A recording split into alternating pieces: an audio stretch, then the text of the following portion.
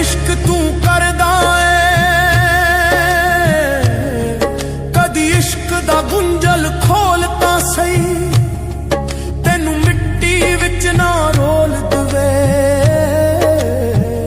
दो प्यार दे बोल बोल तां सही। सुख कट ते दर्द हजार